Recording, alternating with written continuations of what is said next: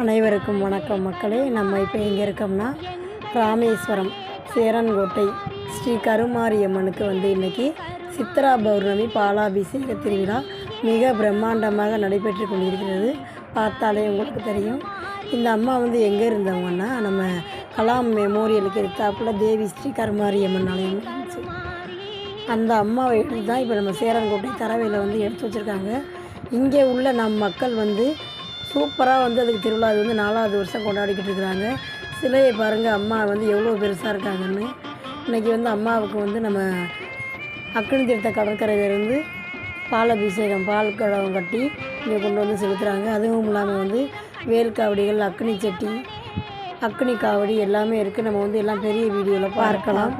இப்பொழுது அம்மாவுக்கு அபிஷேகம் ஆகிக்கிட்டு இருக்குது.